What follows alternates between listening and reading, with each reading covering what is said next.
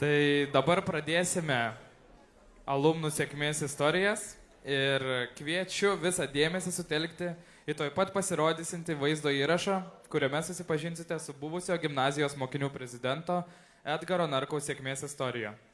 Edgaras nusprendė pasirinkti studijų užsienyje kelią. Bakalaurą apsigynė Bostono koledže, o dabar magistro laipsnį siekia įgyti Sciences po universitete Paryžiuje. Jis ir gimnazijos laikais aktyviai įsitraukė į bendruomenišką veiklą ir siekė, jog jaunimo balsas būtų išgirstas. Studentavimo metais Edgaras šią savybę realizavo dar geriau. Kaip jis tai padarė ir kuo ypatinga jo sėkmės istorija? Sužinosime peržiūrėję vaizdo įrašą.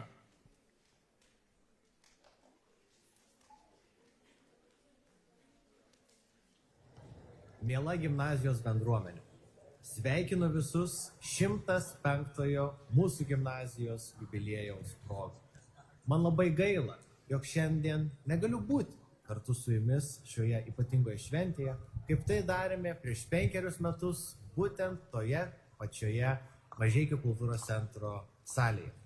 Esu Edgaras, gimnaziją baigiau 2021 metais, mokiausi ekonomikos bakalauro Sciences po universitete bei Boston koledže Jungtinėse valstijose ir dabar siekiu magistro laipsnio finansų srityje Sciences po Paryžiuje. Ir šiandien man yra didžiulė garbė pasidalinti savo istoriją, pasidalinti savo 5 metų keliu, 5 metų patarimais apie tas pamokas, kurias išmokau gimnazijoje ir kurios vis dar yra su manimi. Visų pirma, norėčiau akcentuoti mokslą. Mokslas, švietimas ir mūsų bendruomenė yra būtent tos vertybės, dėl kurių mes pasirinkome šią gimnaziją. Gimnazija tai yra mokslo institucija. Ir mes čia ateiname mokytis. Mes ateiname mokytis vieni iš kitų, mes ateiname mokytis iš mokytojų ir mes ateiname čia mokytis iš gyvenimo.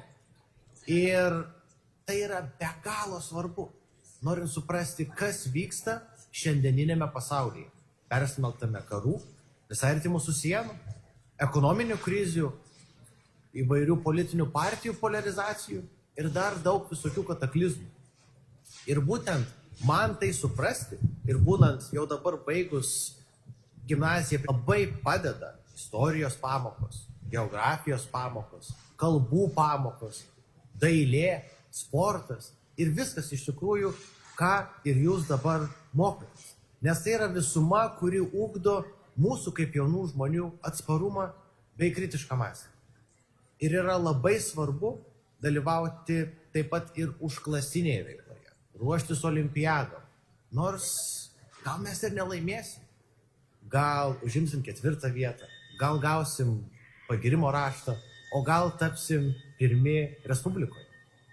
Bet kas yra svarbu, jog kiekvienas nueitas kartas į konsultaciją, kiekvienas pokalbis su mokytoju, tai praturtina mūsų žinias ir mes iš tikrųjų tada galime jaustis stipresni, sumanesni ir žymiai protingesni, negu buvome vakar.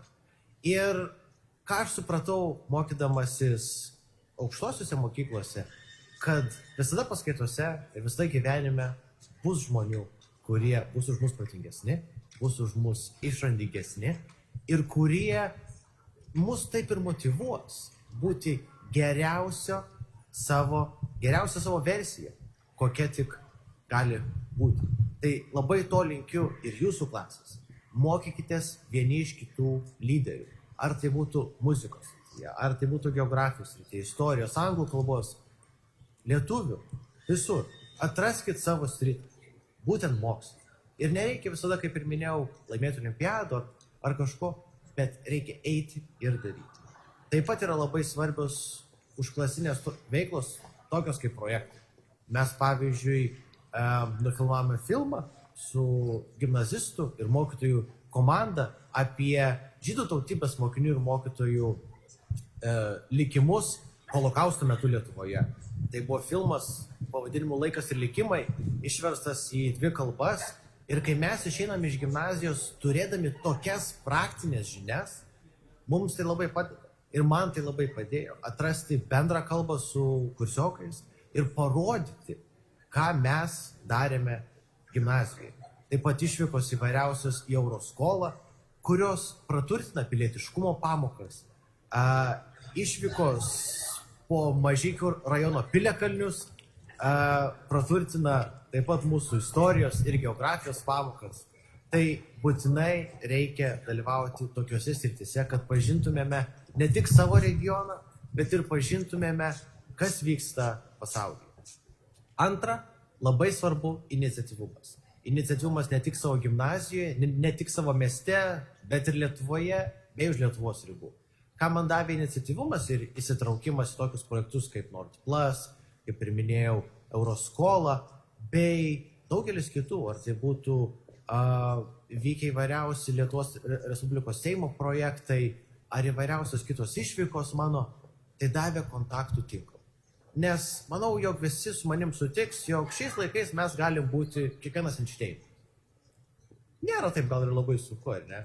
Gal truputį perdedu, bet protingi žmonės yra, protingų žmonių yra daug, bet kad tas inovacijas išnešti į dienos šviesą, reikia kitų žmonių kontaktų, reikia žmonių palaikymo, reikia būtent tų žmonių, kurie jums padės kartu jūsų idėjomis pasidalinti su kitais.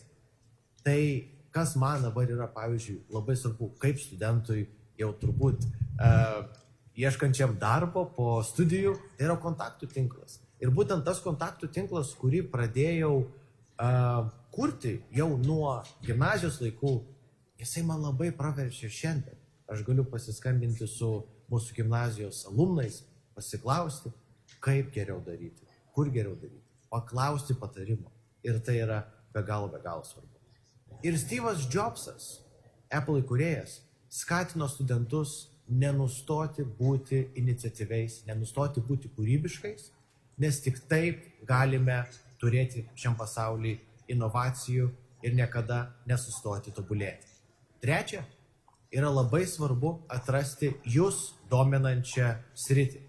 Aš žinau, man 22 metai ir aš dar gal kaip ir nelabai žinau, kas mane iš tikrųjų domina, bet aš esu gavęs tokį vieną labai gerą patarimą iš savo karjeros konsultanto Vilniuje, kai ruošiausi stojimams. Tai jis man pasakė, jog Edgarai, tu dabar įsivaizduok, kur tu artimiausius 4 ar 6 metus mokysies. Ar tai bus vienokios paskaitos ir tai bus vienokie klubai, ar tai bus kitokios paskaitos ir kitokios studentų organizacijos, kitos bendruomenės. Ir tai man paliko iš karto aišku, kuo aš noriu būti ir ko aš noriu siekti. Iš tikrųjų, kai tada stojau, tai stojau į politikos mokslus ir labai norėjau tapti diplomatu. Na, išėjau kaip išėjo, diplomatijos nelabai mokiausi ir dabar mokausi finansų, kai iš tikrųjų su matematika man nelabai gerai sekėsi. Šilčiausi linkėjimai mano matematikos mokytojai. Bet ką tai iš tikrųjų prasmina, tai prasmina, jog nieko nėra neįmanoma. Ir mūsų noras stengtis, mūsų noras tobulėti, viską atperka. Ir kai aš buvau gimnazijoje, man buvo labai įdomios veiklos susijusios su Jungtinėmis valstijomis. Ir aš labai norėjau išvažiuoti, stažuotis ir mokytis į Jungtines Amerikos valstijas. Aš pamenu, ten gal buvo 2017 metai, pradėjau domėtis Sinatros muziką, pradėjau domėtis Amerikos istoriją. Ir tai man labai patiko.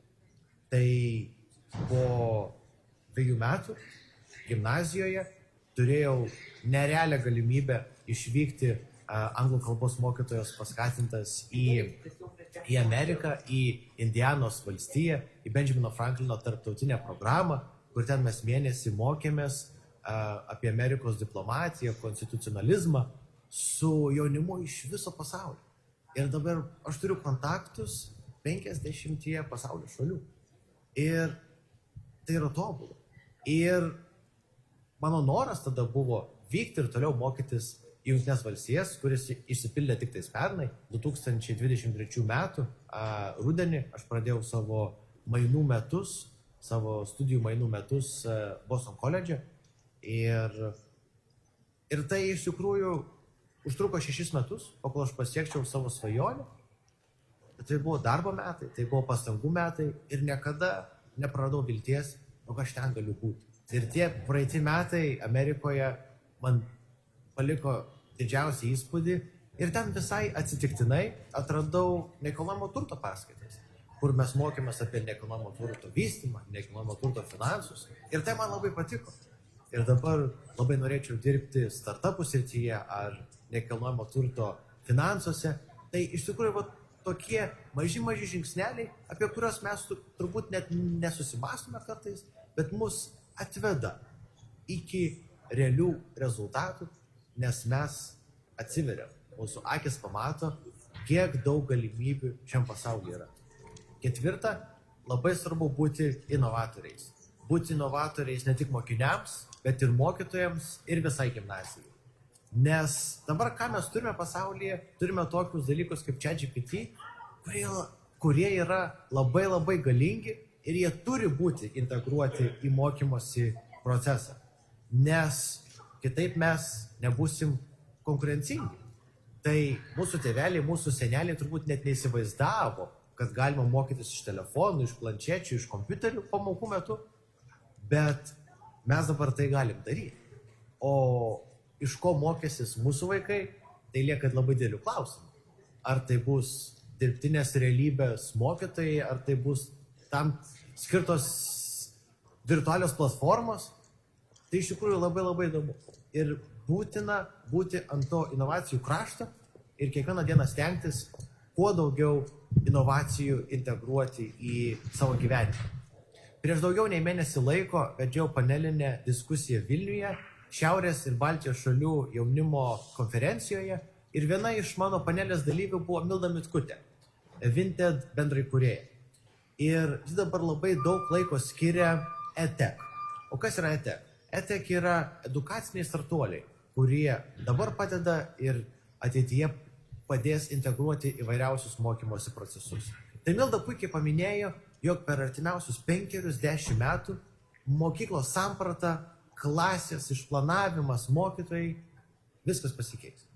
Ir todėl yra labai svarbu būti ant to inovacijų krašto, kad mes galėtume išlikti konkurencingi. 5. Nenustokite būti drąsiais, bet likite sąžiningais. Tos vertybės, kurių įgyjame savo šeimose, bei jas toliau ugdome gimnazijoje, yra labai svarbios.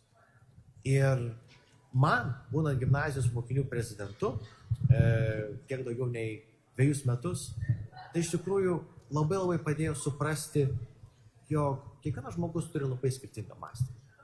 Ir man išvykus ir į Prancūziją, ir į Jungtines Valstijas, tai iš tikrųjų pasirodė. Ir mano patirtis, būnant gimnazijos mokinių prezidentu, kai reikėjo rasti kompromisą tarp daugelio žmonių, labai padėjo mano gyvenime. Ir kuo dar norėčiau pasidalinti, tai yra, jog nesėkmė yra labai svarbi sėkmės dalis. Ir tai nėra vien tušti žodžiai. Man nepavyko įstoti gal į 20 universitetų, negavau nei vieno 100. Pandemiją išgyvenome iš tikrųjų gana sunkiai. Mokslo užsienyje metu negaliu tiek daug skirti laiko tiem žmonėm, su kuriais norėčiau daugiau laiko praleisti. Galvojau, jog mokysiuos diplomaciją, bet kažkokiu magišku būdu atsiradau finansų magistre. Ir šiaip toks visas bėgimas per pastaruosius 5-7 metus gal nebuvo labai sėkmingas, bet man tai padėjo užsigrūdinti kaip žmogui ir nebijoti iššūkių. Tai to jums iš tikrųjų ir linkiu. Nebijokit iššūkių, atraskit save, būkit inovatoriais, būkit iniciatyviais ir prisiminkite, jog gimnazija yra vieta, kur mes mokomės. Number 1. Mokslas ir tada visos kitos veiklos. Ir šiandien su jumis dar noriu pasidalinti vienu dalyku, jog turiu tokią idėją įkurti Mažeikių Merkelio Račkausko gimnazijos patariamą tarybą, kurią sudarytų mūsų alumnai, buvę mokytojai, tėveliai ar globėjai, ir kur būtent toj taryboje mes kurtume gimnazijos strategiją ateinančiams metams ir kurtume galimybes mūsų mokiniams atrasti dar daugiau profesinių galimybių, profesinių kontaktų ir iš tikrųjų žengti tvirtą žingsnį kaip inovatoriai ir kaip kūrybiški žmonės šiam pasauliu. Tai pačiai pabaigai noriu palinkėti vieno dalyko, tai yra dalykas, kurį visada sakė ir sako mano istorijos mokytoja, tai eikit į priekį ir būkit matomi, nes tai yra raktas į sėkmę. Būkit matomi moksluose, būkite matomi savo visuomeninėje veikloje. À très bientôt, bonne célébration, bonne continuation, et voilà, à très bientôt mažeikiai.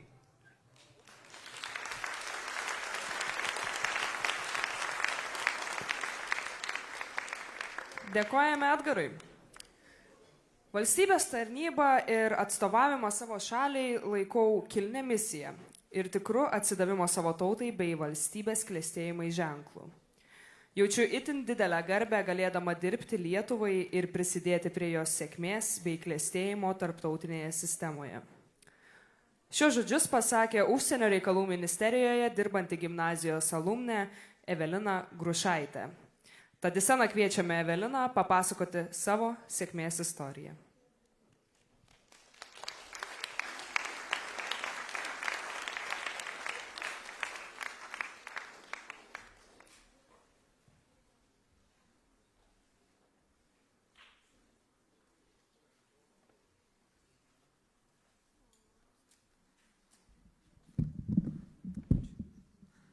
Sveiki visi. Malonu sugrįžti į gimnaziją po 7 metų. Tuoj pajungsiu dar skaidrės. Kas įrodys? Tai gimnaziją baigiau prieš 7 metus, 2017 metais. Ir čia iš tikrųjų jau sugrįžtu šiemet nebe pirmą kartą. Galbūt, kas prisimins, šių metų pavasarį buvau trumpam grįžusi į gimnaziją pašnekėti apie Europos Sąjungą ir apie NATO, kadangi, kaip jau mane labai gražiai pristatė, dirbu Užsienio reikalų ministerijoje, tai su tarptautiniais reikalais susiduriu kasdien. Labai nudžiugau, kai gavau auklėtojos prašymą atvykti ir pasidalinti savo istoriją. Ar tai sėkmės istorija, ko gero, nuspręsite jūs. Galiu tik pasakyti, jog labai visų pirma džiaugiuosi, kad baigiau šią gimnaziją ir tuos vaisius, kuriuos gavau mokslo metu, raškau iki šiol ir jais mėgaujuosi. Tai šiek tiek skaidrės gal per greitai eina, dar truputį papasakosiu, kaip čia viskas klostėsi. Mano istorija labai apibūdina viena konkreti šalis. Kas mane labiau pažįsta, kas galbūt skaitėt kokį vieną kitą interviu, kurį man teko duoti, mokiausi Pietų Korėjoje, savo bakalauro studijas baigiau ten. Ir čia yra mano universitetas, Jonsei universitetas Seule. Ten išvykau iš karto po gimnazijos baigimo. Kaip visą tai susiklostė, galbūt kažkiek ir įdomu. Šalis tolima, kaip čia reikia sugalvoti apie tokią šalį gyvenant Mažeikiuose Lietuvoje.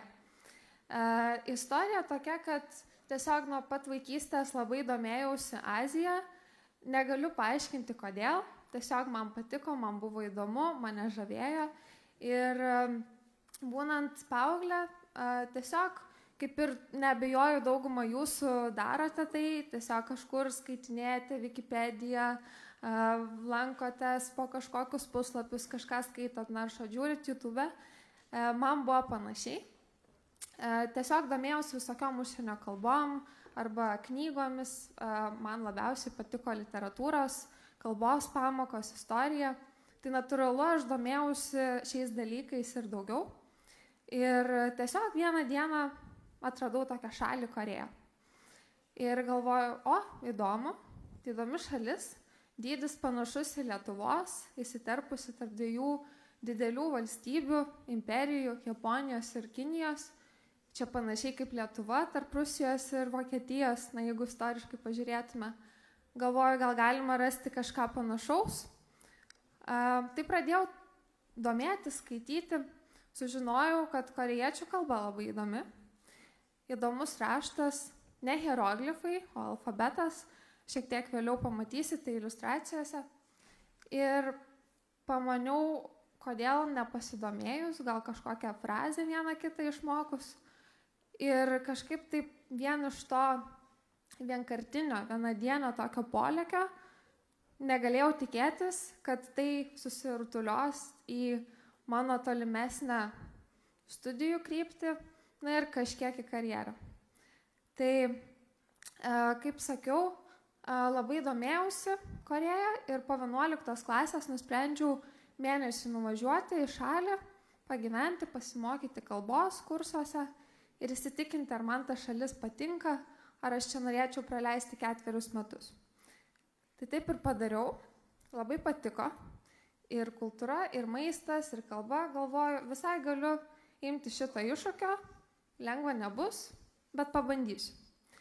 Tai po metų sugrįžau sėkmingai į Korėją, įstojau į norimą universitetą, į korėjiečių literatūros ir kalbos studijas.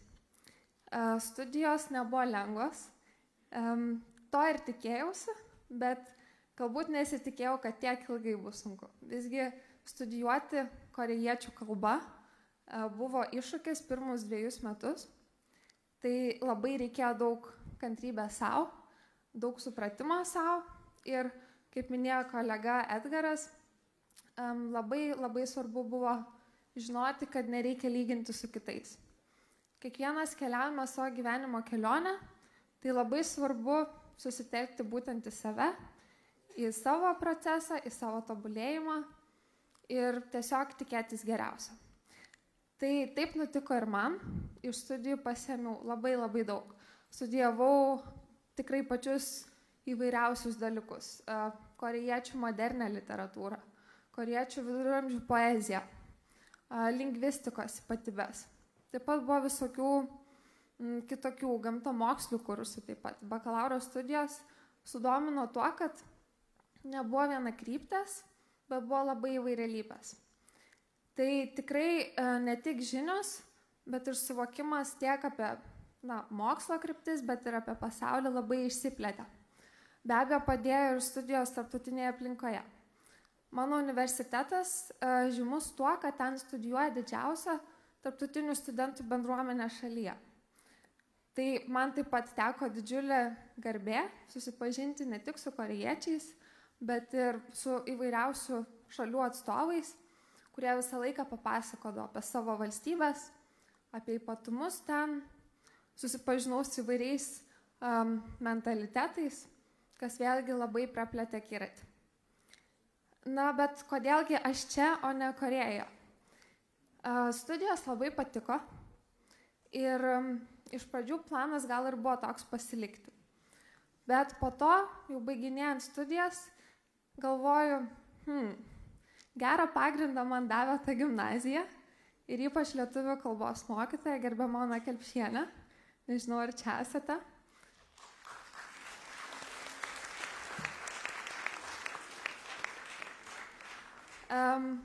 Mokytojas Kelpšienės pamokos iš tiesų davė labai stiprų moralinį ir tautinį pagrindą, į kurį visą laiką atsiremdavau sunkiais momentais ir kas visą laiką padėdavo nepabėgti, neprarasti savęs ir žinoti, kas aš esu. Tai baiginėjant studijas pradėjau galvoti, aš atstovauju Lietuvą, aš esu lietuvė ir norėčiau dirbti Lietuvai, savo šalį, kažką padaryti jos labui ir taip pat savo bendrataučiams. Gyvenimo Korėjoje metu man teko daug šansų pristatyti Lietuvą ir mūsų kultūros ypatybės, mūsų kalbą, mūsų politiką, mūsų geografiją, kadangi Lietuva iš tiesų ne tik fiziškai, bet ir metafiziškai yra gan toli nuo Korėjos. Tai reikėjo visą laiką pristatyti, iš kur aš esu, kaip ten kas, kokie panašumai, kokie skirtumai. Tai per tą laiką labai įpratau ir pradėjau mėgautis tuo, bet tuo pačiu liūdino tas faktas, kad labai daug stereotipų arba tiesiog trūksta žinių. Tai kažkaip užgimė tas noras nutiesti savotišką tiltą tarp Lietuvos ir Korėjos, o galbūt tarp Lietuvos ir Azijos.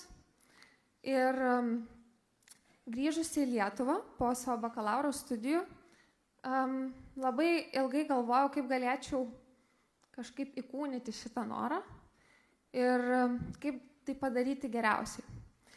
Tai po baigimo turėjau tokią trumpą pertraukėlę, poros metų, per kuriuos įgijau šiek tiek profesinės patirties ir apsisprendžiau, ką noriu veikti toliau.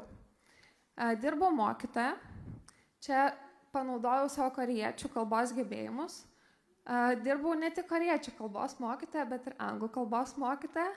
Tai taip pat norėčiau paminėti savo mokytoją Goštautienę.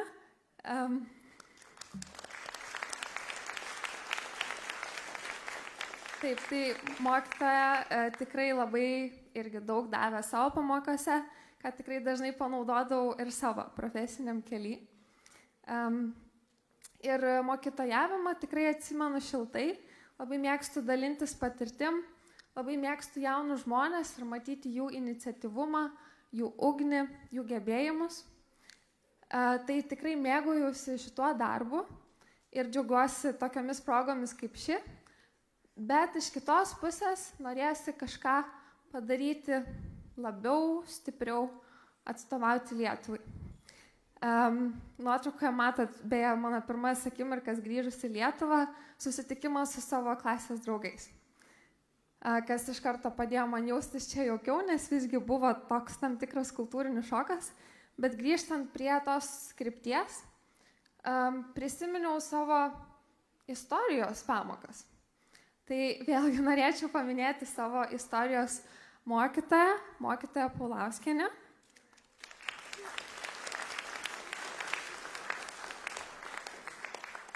Kuri ne tik mane be galo sudomino istoriją ir politiką, bet ir taip pat ragino, kaip ir kolega Edgaras minėjo, stengtis būti matomai. Mokykloje aš buvau gal ne pati aktyviausia, šiek tiek nedrįsdavau išreikšti savo nuomonės, bet mokytoja labai dažnai skatindavo ir ypač galvojant apie magistro studijas, labai ragino, stojant tikrai rinktis, kas man arčiausiai širdies ir tikrai nebijoti kalbėti ir pasisakyti.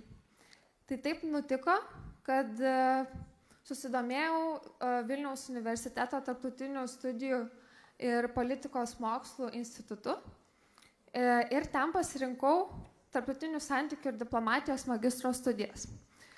Jose vis dar tebesu, esu antrą kursę, magistro darbą rašysiu ir ginsiu pavasarį, tai tikiuosi, kad pavyks.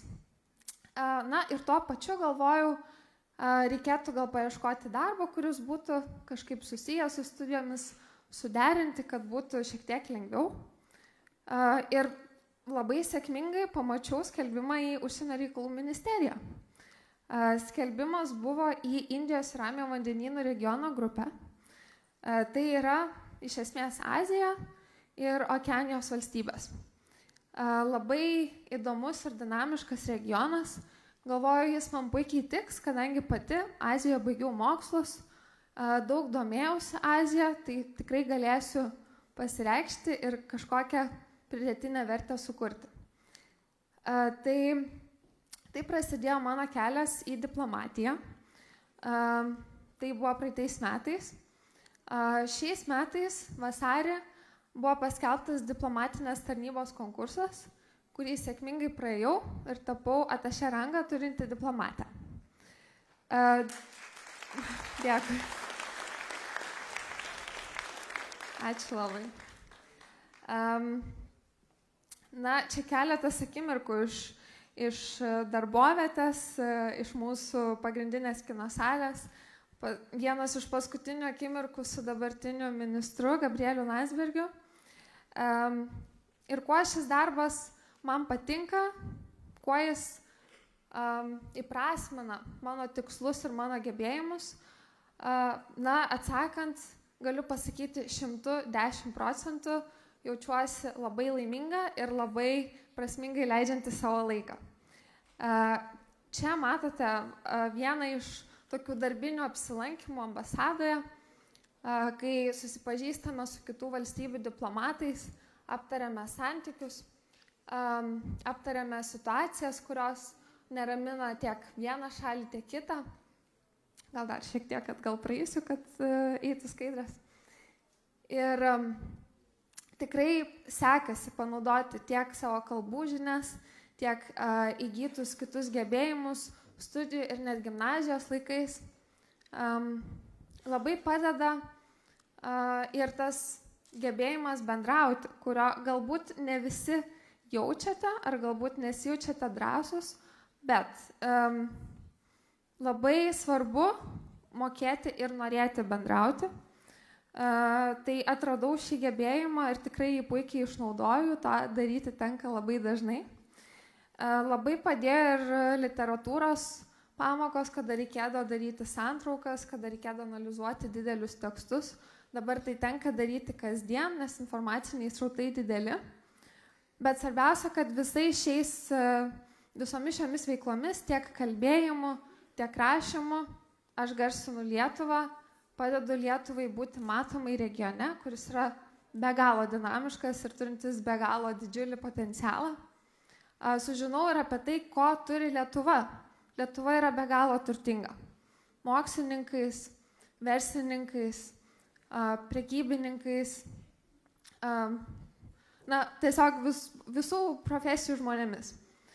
Turime tikrai kuo didžiuotis ir turime kuo pasigirti pasauliui. Net ir tokiems regionams kaip Rytų Azija, kuri pirmauja tiek technologijose, tiek moksluose, tiek finansuose.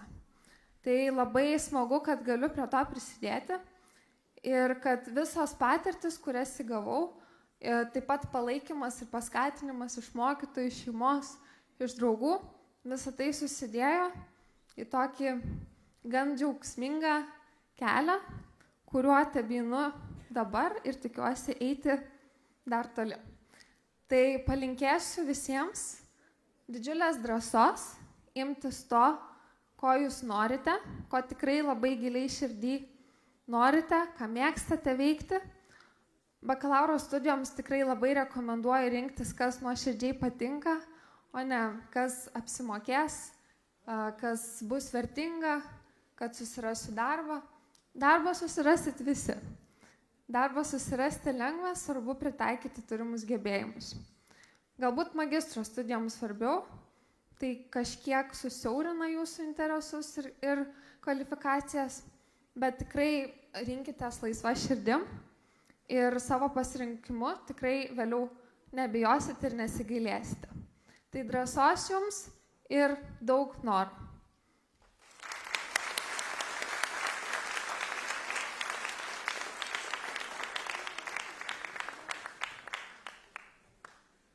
Dėkojame Evelinai.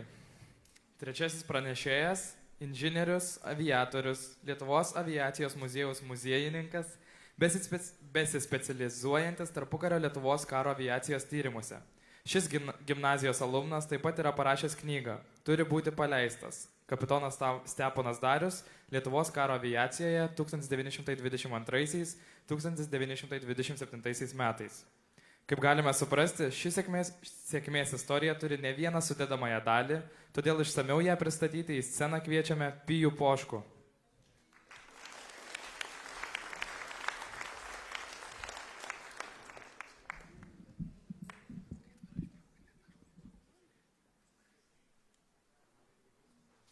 Labą dieną visiems.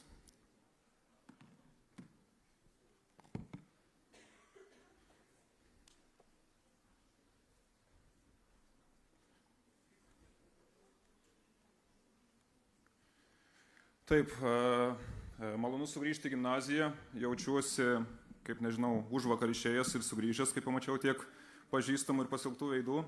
Tai labai malonu. Gimnaziją jaučiu tik pačius geriausius sentimentus. Tai sentimentai patys gražiausi, puikiai prisimenu mokyklos 90-ąjį gimtadienį, kuris atrodo buvo taip neseniai, o jau praėjo 15 metų, atsimenu, kaip sodinom ąžuolus, kaip pats koncertavau šitoje scenoje. Na ir buvau nustebintas auklėtojas Gitanos Virskinės skambučiu, papasakoti savo sėkmės istoriją, nelaikau to kažkokia sėkmės istorija, na bet papasakosiu apie savo gyvenimo kelią po mokyklos baigimo, kurią baigiau 2013 metais. Tai taip man atsitiko jau gyvenime, kad nuo 5 metų, dar būdamas mažas vaikas, atradau aviaciją ir aviacija visada buvo mano svajonė. Tai nuo 1 klasės žinojau, ko noriu būti, tai norėjau būti arba karo lakūnu, arba karo aviacijos inžinieriumi. Na ir to tikslingai siekiau visus 12 metų. Na ir taip atsitiko, kad jau išlaikius visus egzaminus, man atrodo, birželio pabaigoje, 13 metais, stojau Lietuvos karo akademiją, praėjau visus fizinio pasirinkimo testus, intelekto testus, visas kitas užduotis. Atsimenu, bent mano grupėje turbūt praėjom gal 2 iš 12 kandidatų. Na ir kai jau viskas atrodė, pavyks gerai, viskas jau sekasi, viskas ranka pasiekiama, ėjau karo medicinos tarnybą Kaune, medicininį patikrinimą, kuriame buvo turbūt daugiau negu 10 gydytojų specialistų. Na ir jau besibaigiant tai patikrai, viena gydytoja pastebėjo, sako, žiūrėk, tavo akių gydytojas uždėjo antspaudą, bet nepasirašė, sako, eik susitvarkyk, nes paskui nepraeisi komisijos. Tai aš nuėjau pas tą gydytoją atgal, jau ten buvo turbūt darbo pabaiga, įvartė tos popierius porą minučių, sako, esi netinkamas. Sakau, kodėl? Sako, esi kažkoks dalinai daltonikas. Tai nei aš to jaučiu dabar, nei aš tą žinojau, bet tai užkirto man kelią į karo aviaciją, į kurią norėjau visą laiką dirbti. Tai aišku buvo didžiulis smūgis man, gal turbūt 2 sunkiausios dienos gyvenime, nes niekuomet neturėjau plano B ir likus turbūt 3 dienom iki dokumentų stojimams į aukštąją mokyklą pateikimo, reikėjo galvoti, ką daryti. Niekuomet neturėjau jokių kitų variantų. Tai aišku, nugalėjo tas turbūt pragmatizmas, visgi laikiau egzaminus, kurie buvo tinkami stoti į inžinerinės specialybės. Tai taip gavosi, kad pasirinkau ir įstojau čia, į Kauno technologijos universitetą, o ne į Lietuvos karo akademiją, kaip buvau planavęs. Na, 3 metus tikrai sąžiningai mokiausi, bet vis nesupratau, ką aš veiksiu gyvenime. Bet atsitiko taip, kad vienoje Mažeikių metalo apdirbimų įmonėje, tai ABFLT, pavyko atlikti praktiką ir per porą tų praktikų aš supratau, ko iš tikrųjų reikia pramonėje ir radau savo sritį, kurioje dirbu iki dabar. Tai mane sudomino kokybės inžinerija, kokybės vadyba. Na ir esu labai džiaugiuosi ir esu dėkingas tą įmonėje, kad joje atlikau praktiką ir galėjau išmokti visų inžinerijos pagrindų. Tai taip jau gavosi, kad pradėjęs dirbti Mažeikiuose, baigiau bakalaurą ir toliau tęsiau magistro studijas Kaune ir dirbau Mažeikiuose. Tai tą, žinoma, buvo sunku suderinti, bet taip jau kartais atsitinka man, kad norėdamas, besiskųsdamas ko nors, pasidarau dar sudėtingesnės sąlygas.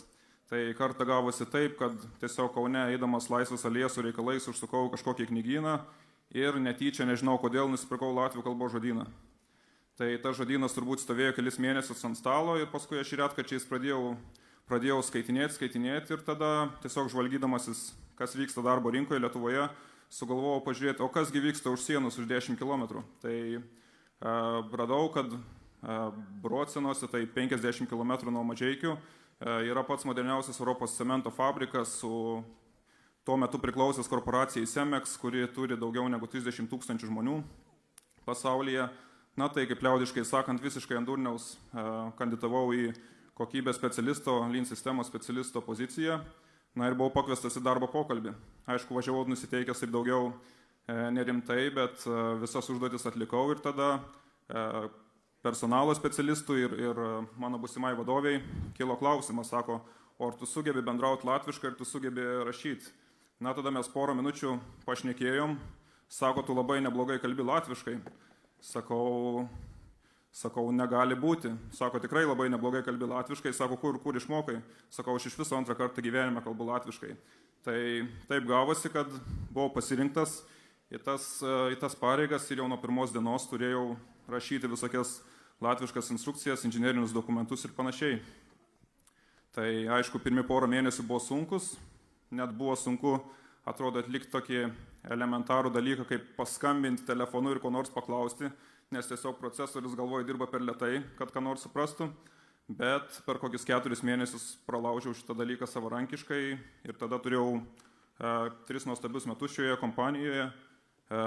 Net nustebino pirmosios komandiruotės po savaitės ar po 2 savaičių darbo buvo į Maljorką, į Kroatiją ar dar kur nors, tai labai gražus metai. Na ir tuo metu apsigyvenau Rygoje ir dar jau buvau pabaigęs inžinerijos magistrą Kauno technologijos universitete. Na ir sumaščiau, kad dar noriu praplėsti žinias, tai dar mokiausi Rygos technologijų universitete verslo administravimo magistrą. Bet tas periodas Latvijoje baigėsi 21 metais, tai nusprendžiau perskelti Kauną.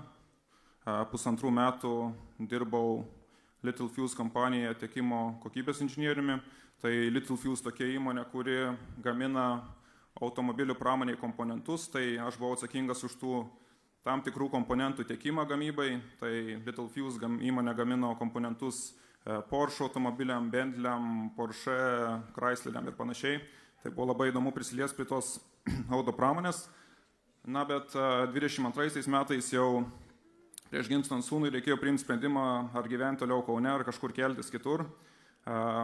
Nežinau, gal čia aš labai sentimentalus, ar čia kaltas mano kažkoks kraujas, nes turbūt mano protėviai, kiek esu skaičiavęs nuo 18 amžiaus vidurio, tai turbūt apie 10 kartų niekas nėra išvažiavęs iš Mažeikių rajono. Tai grįžau ir aš čia, nors aišku visuomet būna taip pasiūlymų tokių, kurie priverčia apsigalvoti. Kai kraušiausi iš Rygos, siūlė pasilikti Rygoje, kai kraušiausi iš Kauno, siūlė ir Kaune pasilikti. Bet džiaugiuosi grįžęs į Mažeikius, tai dabar dirbu Akmenėje, tai esu Vakarų medienos grupės įmonės Lygdom Construction kokybės grupės vadovas. Tai jeigu girdėjot, pernai čia turbūt buvo didžiausia Lietuvos investicija, šitai gamyklai išleista apie 140 milijonų, kad ją pastatytų. Na ir man kaip kokybės grupės vadovai buvo iškeltas uždavinys suorganizuoti visą fizinių mechaninių tyrimų laboratoriją, surinkti žmonės, sukurti kokybės sistemą, supirkti visus įrenginius ir panašiai. Tai tą jau esu padaręs. Bet dar laukia didelis kelias, kurį vykdau ir džiaugiuosi, kad esu čia, galiu gyventi Mažeikiuose ir galiu dirbti tokį įdomų ir net, sakyčiau, pasaulinio lygio fabrike turėti darbą. Na, bet, kaip sakiau, aviacija nuo manęs pabėgo 2013 metais ir aš kelis metus ją tikrai buvau apleidęs, kažkaip nenorėjau tos minties daugiau plėsti ar domėtis. Bet taip atsitiko, kad vienas geras bičiulis 2019-aisiais pats mokėsi skraidyti ir mane pakvietė visai netyčia aerodromą pažiūrėti, kaip jis mokosi skraidyti. Tai jis turbūt žinojo, ką nori padaryti, aš to nenutokiau, bet taip gavosi, kad pats išsilaikiau pilotų licenciją ir dabar skraidau Lietuvoje, stengiuosi kiek leidžia darbas ir laisvas laikas tobulėti, tai ore esu praleidęs turbūt daugiau negu 230 valandų.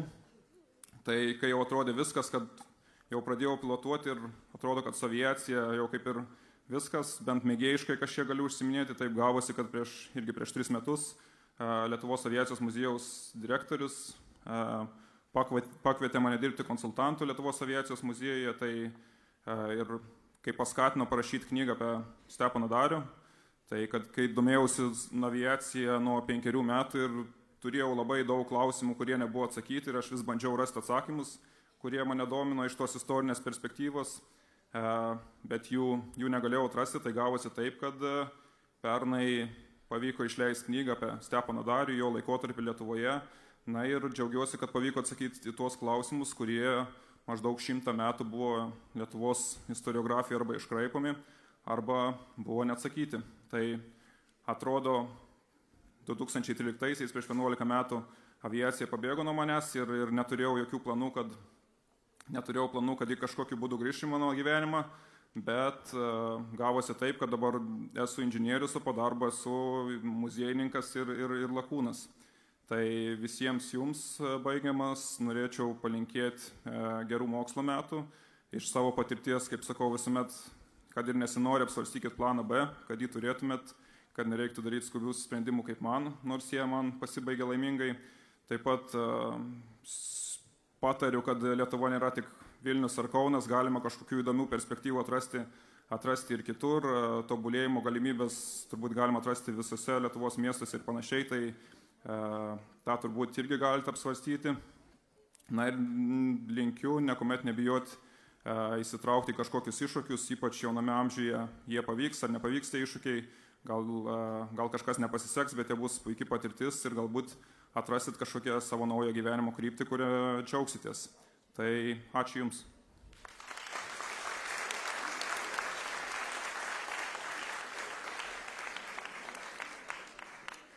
Dėkojame Pijui. Ketvirtojo pranešėjo sėkmės istorija pasižymi įspūdingomis kelionėmis. Nuo Lietuvos iki Latvijos, nuo Austrijos iki Čekijos, nuo Čekijos iki Lenkijos ir dar daug kitų Europos valstybių apkeliautos neįprastų būdų. Gimnazijos alumnas Eimantas Končius tai padarė keliaudamas dviračiu. Kaip jis nusprendė keliauti dviračiu, bei kuo dar ypatinga jo sėkmės istorija? Sužinoti atsakymą į šiuos klausimus į sceną kviečiame Eimantą.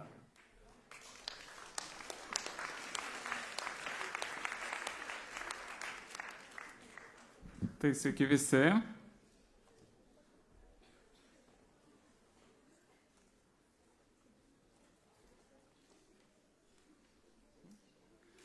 Tai sveiki dar kartą, labai džiaugiuosi turėdamas galimybę būtent šiandien stovėti čia ir švęsti kartu 105 gimnazijos jubiliejų ir labai tuo džiaugiuosi. Tai trumpai apie mane.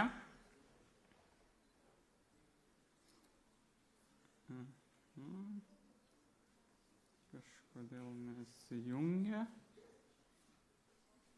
Taip.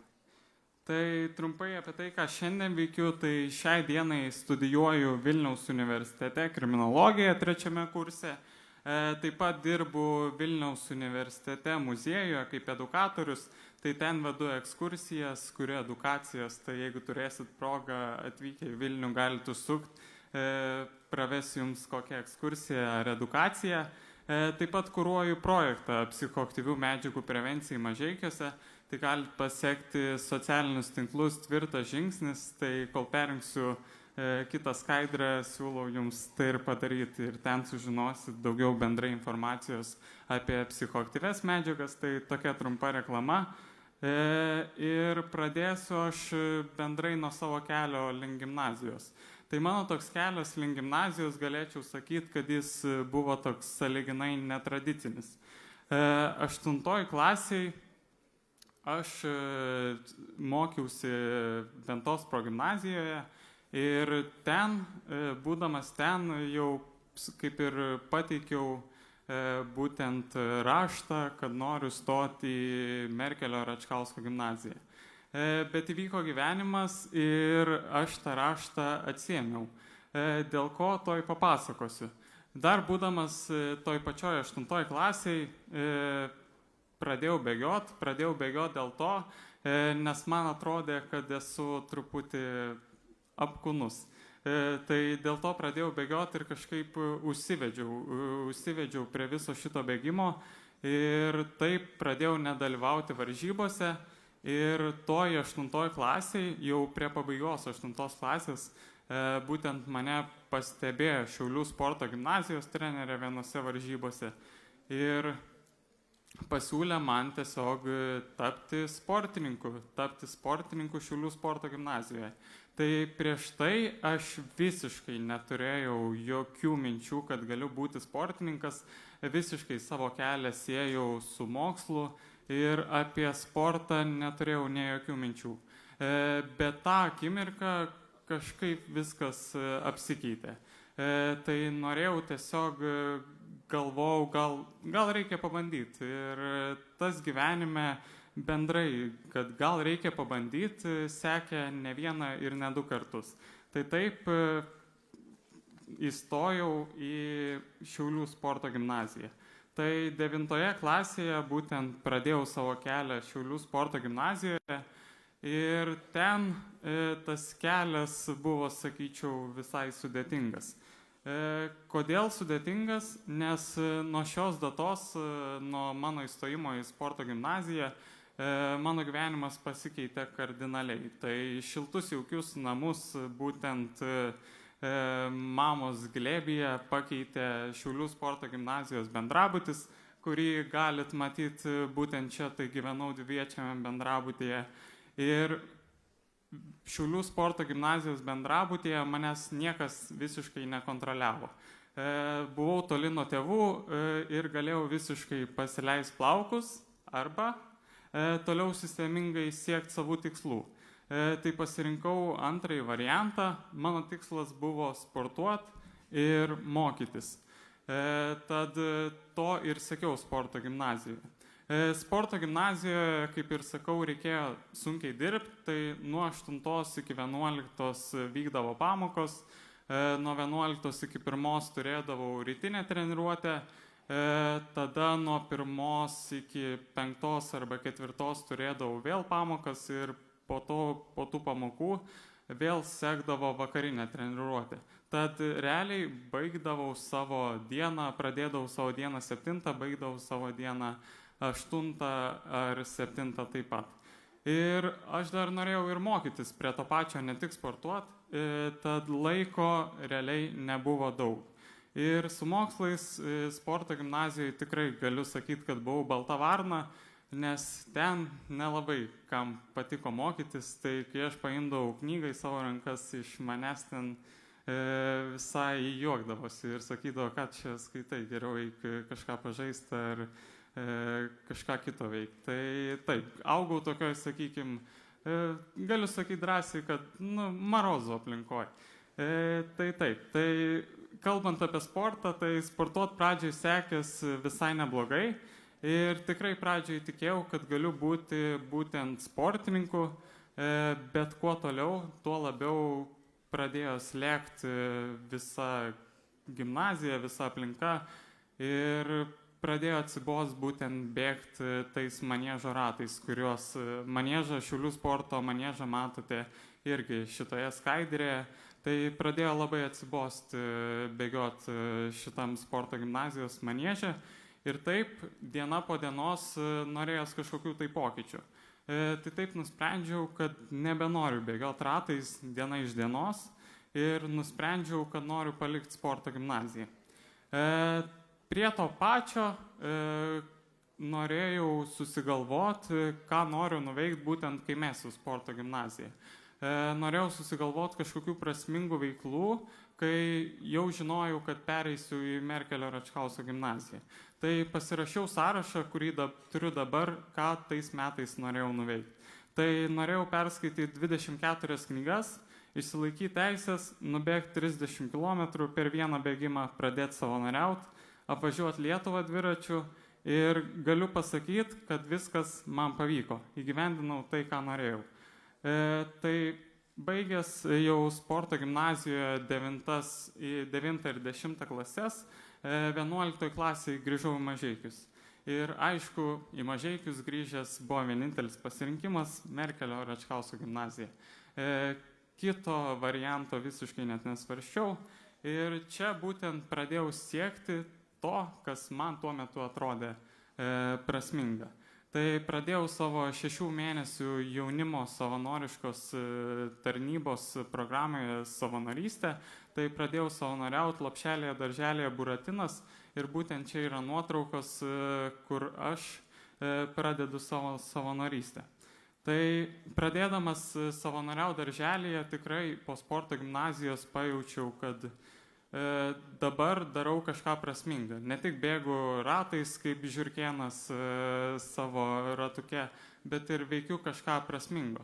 Nes kai nueidavau būtent į Lopšelį, Darželį, Buratinas, matydavau vaikus, kurie džiaugiasi, kad aš ateinu ir kuriem patinka, kad aš ateinu. Tai pagaliau savo gyvenime pradėjau jaust prasmę ir mane labai užkabino, kad pagaliau, ypač po bėgimo manieže, su savo naujomis veiklomis galėjau jaustis puikiai. Tai taip, su visom savo savanorystėm atradau, kad gyvenime labai svarbu ne tik imti iš gyvenimo, bet ir mokėti duoti. ir ypač duoti tiems, kas turi mažiau, ir dalintis džiaugsmais su tais, kurie to džiaugsmo patiria mažiau nei mes. Nes kai mes duodame kitiem, mes dažniausiai gauname 2 ar net 3 kartus daugiau patys. Tai su šita savanorystė ir su visomis kitomis savanorystėmis ne tik jaučiau, kad kitų gyvenimą galiu pakeisti ir keičiu, bet ir pats keičiausi. Jaučiau visišką pilnatvės jausmą ir visos šios patirtis labai labai prisidėjo prie to, koks esu ir ką veikiu šiandien. Bendrai dar labai daug dalykų prisidėjo prie to, koks esu ir ką veikiu šiandien. Tai vienas dalykas, kas dar labai stipriai formuoja ir formavo mane kaip asmenybę, tai buvo ir yra kelionės dviračiu. Tai pabaigęs Šiaulių sporto gimnaziją savo, kaip ir pasakiau, kad kitais metais, kai sueis 18, apminsiu Lietuvą dviračiu. Tai prie šios minties turėjau pripratinti, aišku, ir savo artimiausius. Tai tėčiui visai gal ir patiko šita mintis. Mama gal su nerimu labiau žiūrėjo į visą šitą mano idėją. Bet mama žinojo, kad jeigu savo pasižadu šitos dalykus, kad ir ką pasižadu, tai dažniausiai įgyvendinu. Ta vasara, kai suėjo man būtent 18 metų, leidaus į pirmą savo kelionę dviračiu. Tai vienas apvažiavau dviračiu aplink Lietuvą ir kelionėje, galiu pasakyti, buvo tikrai visko. Buvo ir sunkių akimirkų, buvo ir lengvų akimirkų, buvo akimirkų, kai galvojau, ką aš čia veikiu vidury Lietuvos ir galvojau, viską mesiu ir apsiverkęs buvau ne vieną kartą ir ne 2. Bet susiėmiau, sustojau, sustabdžiau save ir visgi apvažiavau tą Lietuvą ir mano kelionė, pirmoji kelionė truko 13 dienų ir apmyniau 1100 kilometrų. Ir po tos pirmosios kelionės jau žinojau, kad tai tikrai ne paskutinė mano kelionė. Tai šią vasarą jau turėjau 3 savo kelionę dviračiu. Šią vasarą myniau link vidurio Europos, tai važiavau į Lenkiją, Čekiją ir Austriją. Praeitą vasarą važinėjau po Baltijos šalis, po Lietuvą, Latviją, Estiją. Kodėl visą tai aš pasakoju? Nes per kiekvieną savo kelionę turiu labai labai daug laiko pagalvoti apie viską ir per visas šitas savo keliones supratau vieną tokį dalyką. Tai kad kelionės yra tokia kaip ir mini gyvenimo inscenizacija. Tai tiek kelionėje, tiek gyvenime būna tikrai sunkių akimirkų, būna akimirkų, kai nenoriu nieko daryti, būna akimirkų, kai noriu tiesiog verkti ir nieko visiškai nenori. Bet tada svarbiausia suimti save ir nesustoti. Kelionėje svarbiausia nesustoti mint, o gyvenime svarbiausia nesustoti siekti to, kas atrodo prasminga ir siekti to užsibrėžto tikslo. Bendrai šioje žemėje mes ilgiausiai būsim gal 100 trupučių metų. Ir tad kiekvienas iš jūsų stenkitės įvertinti tai, ką turit ir svajokit drąsiai, nes aš galiu paliudyti, kad svajonės pildosi per savo pavyzdį. Ir paskutinis toks dalykas, tai dabar aš visiškai gyvenu kaip noriu, gyvenau taip, kaip visiškai noriu, turiu įdomias studijas, mėgstamą darbą, vykdau projektą, kurį pats sukūriau, tai galiu paliudyti, kad svajonės pildosi. Šiais metais norėjau nubėgti maratoną, nubėgau, norėjau sukurti ir vykdyti projektą sukūriau. Viskas, absoliučiai viskas yra įmanoma, tik dėl savo svajonių reikia labai daug kovoti ir labai daug dirbti. Tai čia klausimas kiekvienam iš jūsų, kiek jūs pasiryžę kovoti dėl tų savo svajonių, ir čia klausimas, į kurį turite atsakyti kiekvienas iš jūsų pats savo. Tai tiek, ačiū, kad klausėt ir ypatingai didelis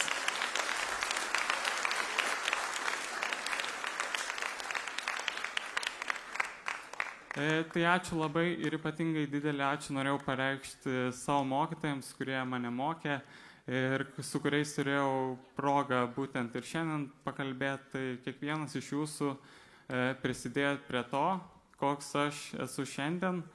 Tai ačiū labai, ačiū, kad mane ugdėt ir ugdot iki šiol. Ir nebijokit kovoti dėl savo svajonių, o čia turėsit kažkokių klausimų būtent skirtų man, ar tai apie keliones, ar tai apie gyvenimą, ar apie mokslą, tai galite rašyti man drąsiai į Facebooką ir Instagramą, pabandysiu pagelbėti. Tai tiek, ačiū.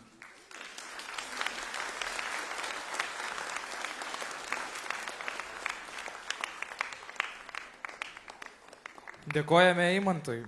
Penktasis šiandienos pranešėjas Maksim Urasov. Jo sėkmės istorija ypatinga tuo, jog jis 2 kartus yra tapęs pasaulio čempionu. Kokioje srityje jis tapo pasaulio čempionu, kaip tai jam pavyko įgyvendinti. Į sceną kviečiama Maksimą pristatyti savo sėkmės istoriją.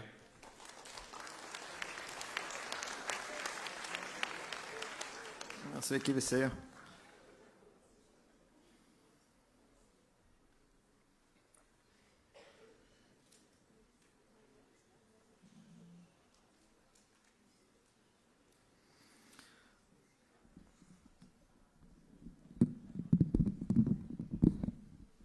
Aš gal paimsiu mikrofoną. Tai ką, labai smagu jūs matyti, man didelė garbė, kad galiu čia ant šios scenos kažką jums papasakoti.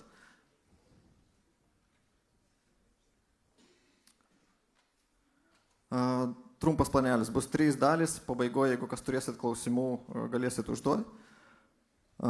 Papasakosiu truputį apie save, kas ir kaip ir kodėl aš čia atsiradau. Pirmas, na čia toksai, kiekvienas esam sudėtas iš skirtingų dalių, tai mes kalbėsim apie 3 dalį, apie mano laisvalaikį.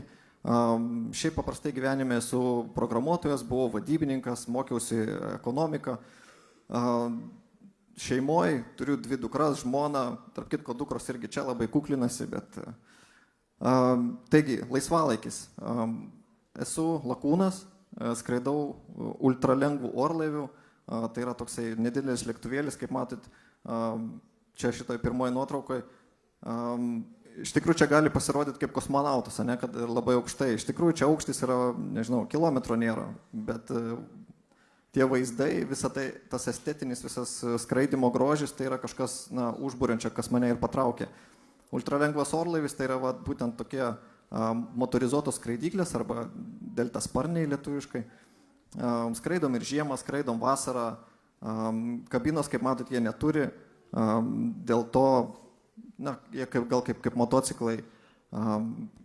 Tai kad nėra kabinos, tai nėra minusas, tai yra labiau na, pliusas dėl to, kad tu jauti temperatūrą, jauti drėgmę.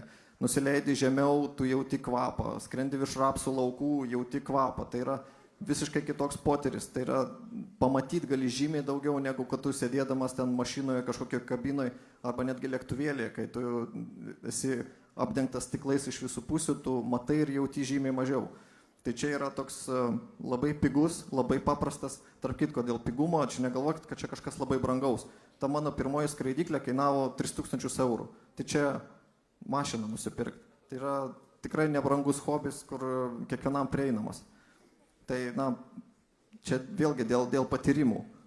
Skraidom aukštai, skraidom žemai, skraidom toli.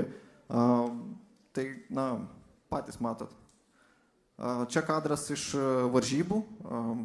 Čia kaip aš ruošiuosi prieš patį startą, yra duodamas laikas pasiruošimui, pačios užduoties, pasiskaičiuoti visą maršrutą.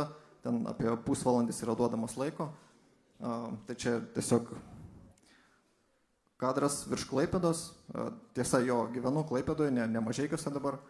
Tai visi ir mano skraidimai, maždaug po tą visą regioną. Vėlgi gražus kadrai, tiesiog, kad suprastumėt, kaip visas tas, kas yra tas skraidimas, apie ką tai yra. Kairiai pusėje yra nuotrauka jūros. Tokių spalvų nuo žemės jūs jūros nepamatysit. Ir šiaip iš oro netgi tokios spalvos būna tik tais, pavyzdžiui, ankstyvą pavasarį, kai vanduo yra šaltas, dar nesužaliavęs. Tai tiesiog yra, na, tokių neįtikėtinų dalykų galima pamatyti, kai esi ore. Dešinėje pusėje yra juodkrantė, esu virš juodkrantės. Čia tiesiog kadras iš oro, kaip visą tai atrodo, kokius kadrus galima užfiksuoti. Vėlgi, užfiksuoti su paprastu telefonu. Galima ir su kažkokia tai mandresnė kamera, bet vien tai, kad nėra kabinos, nėra tų stiklų aplinkui mane, niekas man netrukdo. Aš galiu pasilenkti, bet kaip išsiversti, pagauti bet kokį gražų kadrą. Tai estetiniu požiūriu labai, man tiesiog tas sportas labai žavi. Čia yra aerodromas Kartenoj. Vakarų Lietuvoje, sakyčiau, didžiausias angaras, kur mes laikom savo lėktuvėlius. Kadre matot sklandytuvus, jie čia ruošiasi varžybom. Tai toliau apie pačią tą sėkmę, kodėl aš esu čia, kodėl mane pakvietė. Tai 2 aukso medaliai, kadras ant mano šaldytuvo sudėti tie medaliai. Iš pasaulinių ultralengvų orlaivių čempionatų.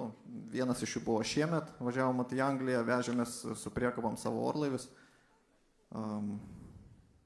Trumpai papasakosiu, ką mes tose čempionatuose darom, kad būtų aišku, dėl ko mes ten kovojam, kokias užduotis darom. Tai iš viso yra 3 užduočių tipai.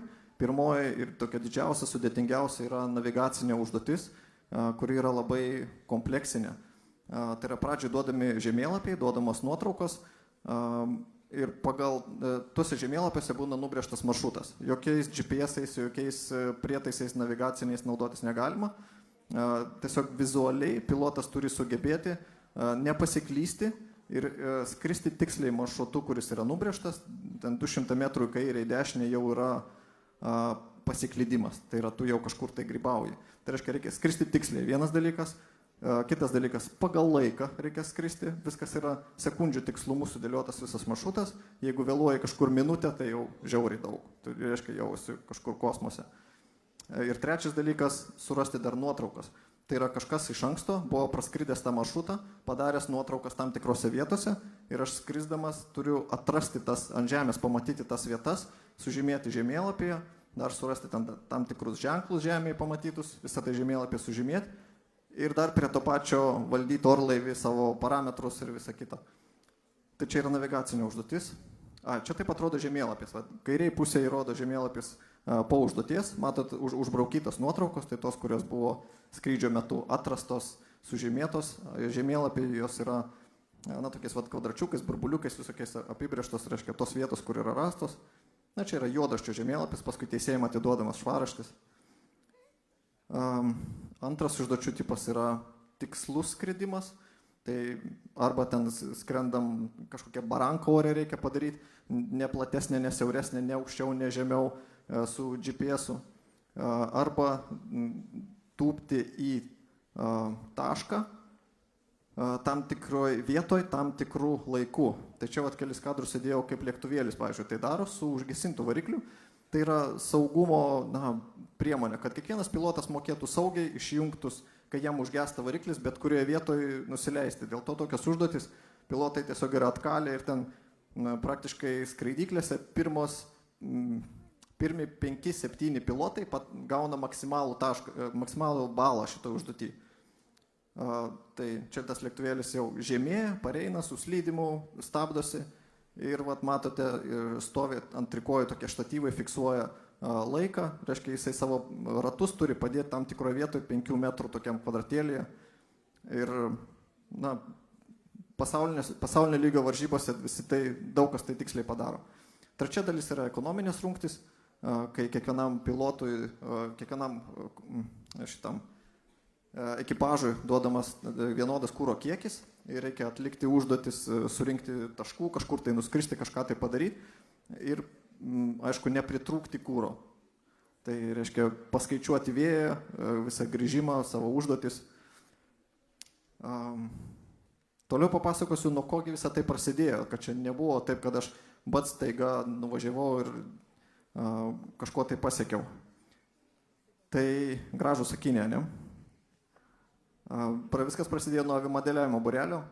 Namuose kažką konstruodavau, darydavau, važiuodavom į aerodromus, dalyvaudavom varžybose, būdavo maži tokie kambariniai avimodeliai, būdavo tie radiovaldomų, dar tada tik tai prasidėdavo, tik vėliau prasidėjo radiovaldomai. Tai žodžiu, kas sukosi aplink aviaciją, visą tai mane traukė. Toliau mano gyvenime buvo parasparniai. Tai magiškas iš tikrųjų labai hobis, labai prieinamas, labai nebrangus. Čia kadras dešiniai pusė yra virš Klaipėdos. Čia mes skraidydavom be jokių variklių, esant vėjui iš jūros pusės. Palei jūrą čia yra tokia kopa, virš kopos dar medžiai. Tai yra natūralus barjeras, kai oras visas atsimušęs į tą kopą kyla aukštyn ir tada net nereikia jokio variklio. Ten gali skraidyti palei tą kopą valandas, kol pačiam neatsibosta. Toliau skraidimas kalnuose irgi su parasparniu, be variklio, tai yra kažkas magiško, kai tu susilieji su gamta, kai tu turi suprasti, kaip gamtoje, kuris šlaitas veikia, kada saulė veikia, kaip vėjas iš kurios pusės pasisuka, visus termikus ir taip toliau. Labai gražus sportas ir labai pigus tarp kitko. Toliau perėjau į motorizuotas skraidyklės, nes skrydis be variklio jis reikalauja laiko šeimos. O su varikliu atvažiuoji vakare, užsikūrė, gali skristi, dėl to atsirado ir motorai. Toliau keletas patarimų, kągi aš galėčiau patarti, kągi reikėtų daryti arba nedaryti. Čia pasirašiau, kad kiekvienas nori kažko tai pasiekti, bet ar jūs norite rezultato ar proceso? Aš savo gyvenime susidūriau su tokia situacija, kai, papasakosiu pavyzdį. Žmogus nori būti verslininkas, ne? Jisai žino, kad verslininkai, jie ten turi daug pinigų, jie važinėja atostogauti, jie ten turi savo statusą, nori būti verslininkas. Tai čia yra rezultatas ir, sakyčiau, čia yra, kaip tikslas jis yra nevykęs. Bet kas yra procesas? Tai jeigu aš noriu būti verslininkas, procesas yra, aš noriu aukoti savo laiką, spręsti visokias debiliškas problemas su tiekėjais, su klientais, ten atleidinėti darbuotojus, eiti visokius kursus, su visokiam institucijom kovoti, dirbti be atostogų, tai čia yra procesas. Jeigu aš noriu proceso tokio ir jeigu pats procesas mane veža, tada tai yra geras tikslas. Aš noriu būti verslininku kaip procesą. Kaip pavyzdys dėl aukso medalių, pavyzdžiui. Jeigu aš sakyčiau, aš noriu skraidyti dėl to, kad aš noriu aukso medalių. Taip neveikia. Aš noriu proceso, man patinka pats skraidimas, o tas aukso medalis čia jau bus tik tai kaip rezultatas ir hobis. Tikiuosi daug kas iš jūsų žinot, ką veikti laisvalaikiu, tai bėda tiems, kurie to neturi, kurie, sako, nežinau ką veikti, man yra viskas neįdomu. Išbandžiau tą, išbandžiau aną, tai tuo atveju galiu pasakyti, kad šitas daiktas rankose, jisai bet kokią motyvaciją iš tikrųjų užmuša. Tai gal patarimas toks, jeigu nežinai ką veikti, nežinai kuom užsiimti, padėk telefoną į šalį išjungtą. Prasidėk valandą, prasidėk 2. Tikrai atsiras kažkokie noras, kuom užsiimti, ką veikti. Nes nežinant ką veikti, paskui blaškymasis prasideda gyvenime, kai kaip aš ėjau ir ekonomiką, buvau ir vadybininkas, ir tas anas. Žodžiu, geriau išbandykit kažką dabar ir tikrai kaip sakant, nepaskeskit čia. Kiek laiko skirti iki sėkmės? Sakoma 10 000 valandų. Aš sakyčiau, čia reikia tiesiog būti savo srities profesionalu, jeigu jūsų tikslas, pavyzdžiui, noriu būti youtuberis, man labai fainiai, ten reikia, kad būtų milijonų ten peržiūrų ir visą kitą. Tai vėlgi nebūti, o tapti. Jeigu jums patinka pats procesas, viskas ok. Ir tam, kad jūs tas sėkmingas youtuberis būtumėt, jūs turit būti profesionalus toj srity. Tai daug laiko, daug iki profesionalumo. Toliau, mano patarimas, ras bendraminčių. Jeigu žinai, kuom užsiimti, nebūk vienas. Yra būrelių, yra hobių. Toliau apie svajonės, ką ir pasakė Eimantas, svajonės labai greitai pildosi. Tai mano patarimas, pasidaugink savo svajonę minimum iš 3. Tai kaip pavyzdys būtų, noriu mašinos, BMW X3. Šiaip savo planas. Jūs jį labai greitai įgyvendinsit, nusipirksit gal dar gimnazijoje būdami. O jeigu sakot, noriu 3 BMW X3, jau tada įdomiau. Tada jau galima 1 nusipirkti, 2 nuomoti. Jau kažkoks verslas. jau kažkas jau įdomiau. Paskutinis patarimas. Pabaigsit mokyklą, išsibarstysit po pasaulį, po Lietuvą. Jeigu įmanoma, išlaikykit savo ryšius su draugais. Tai yra didelis turtas, kurį jūs dabar turite ir nedaug dievė atsidurti tų situacijų, kai senų draugų nebėra, o naujų dar nėra. Ir tu nežinai, nėra vadovėlių, kaip susirasti draugą. Tai tiesiog toks patarimas. Jeigu turit klausimų, kas nors, visiems viskas aišku panašu. Ačiū už dėmesį tada.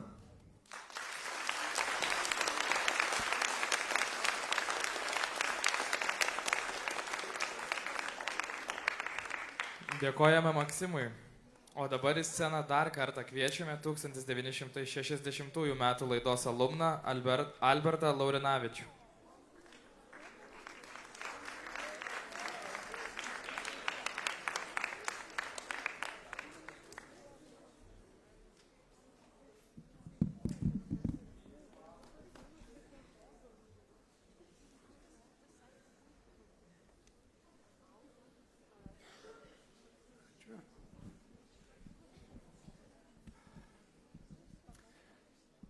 Labas vakaras arba labą dieną dar kartą.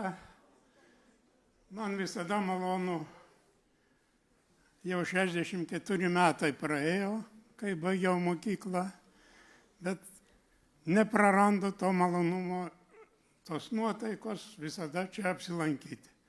Ir nutariau šiandien, kadangi jau tokia proga, nutariau pasidalinti savo sėkmės istoriją,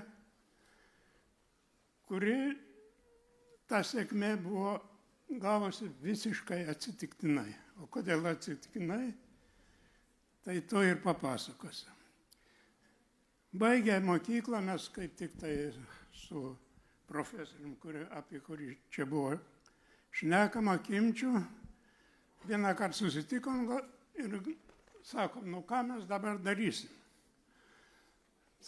Jis sako, aš planuoju važiuoju stoti Vilniaus universitetą į fiziką. O aš sakau, aš važiuoju į Kauną, tuometinis Kauno technologijos, Politechnikos institutas vadinasi. Tai jis galvoja, jis sako, nu kam tu ten į tą Kauną? Važiuojam kartu, dviese bus smagiau.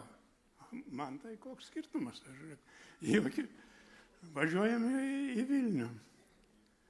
Nu, bet tais laikais reikėjo ne tik tai baigti mokyklą, bet turėjai gauti pagal reikalavimus komjaunimo rekomendaciją, kad komjaunimas tave rekomenduoja stoti.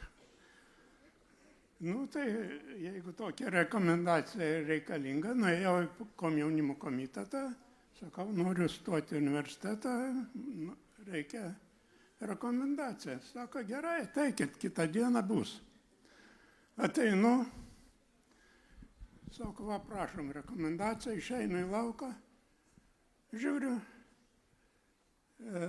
Albertas Laurinavičius nori stoti Vilniaus universitetą, tačiau komjaunimo komitetas nerekomenduoja. Ir rekomenduoja padirbėti 2 metus gamyboje ir nurodė net kurti Mažeikių elektrotechnikos gamyklą, tada buvo Reivič kaime.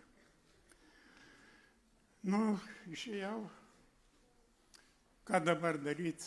Aišku, viskas važiuoti be rekomendacijos, kad toks reikalavimas buvo, neišeina. Nu, tai nuliūdęs stoviu ir staiga iš kažkur atsirado mano buvusi auklėtoja Almanda Nagevienė. Sako, ko tu čia stovi, kas čia atsitiko? Sakau, va, gavau tokią rekomendaciją, negaliu išvažiuoti mokytis universitetą. Jinai tik tai tokia kieta žemaitė buvo. Saptų rankos, sako, einam. Sakau, kur aš dabar, kur einam? Einam pas direktorių, sako. sakau, taip, galvoju mintyse. Aš jau baigęs ir ko aš dar pas tą direktorę eisiu. Sako, einam, pakalbėsim. Nuėjom pas direktorę, jinai tą mano rekomendaciją direktorė tada buvo Indelaitė. Sako, va, mūsų mokinys nori stoti universiteto, komjaunimas neleidžia. Tai jinai tuoj paėmė telefoną, kažkam paskambino, pasirodo tą komjaunimo komiteto sekretorė, kažkas ar giminė buvo, ar kas. Sako, kitą dieną ateik, bus kita rekomendacija. Tai va, čia buvo mano pradžia sėkmės istorijos, kuri buvo visiškai atsitiktinė. Jeigu nebūtų šito, tai aš nežinau, ko aš būtų. Tai tada abu nuvažiavom su Kimčiu universiteto, išlaikėme egzaminus stojamuosius. Irgi dar ne viskas, jeigu tu išlaikai egzaminus, kad tave priims universitetą, buvo dar tokia mandatinė komisija vadinama, kuri ten žiūrėdavo, ar tu esi lojalus tarybų valdžiai ar nelojalus.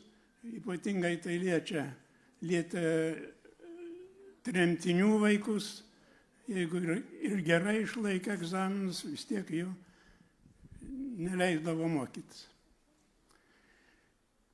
Bet kadangi mano tėvai buvo maža žemė, jau buvo kolokiečiai, tai man tokių problemų nebuvo. Nu ir 5 metus pasimokėm, abu ir Kimtis, ir aš toj pačioj grupėj. Kimtis pasirinko specializaciją optiką ir spektroskopiją, o aš pasirinkau specializaciją radiofiziką. Baigę abudu universitetą, gavom paskyrimą dirbti universitete, irgi negalėjai pasirinkti, kur nori. Jeigu tave paskyrė ten, tai turi ir eiti. Tapom dėstytojais, po to po metų ar 2, iškart po metų dar sovietinę armiją reikėjo atitarnauti. Tai po 2 grįžęs iš armijos, tada porą metų ten asistentų padirbau ir gavau pasiūlymą katedros vedėjo stoti į aspirantūrą, kuri dabar vadinasi doktorantūra. 3 metus pasimokiau, baigiau doktorantūrą, šitą aspirantūrą ir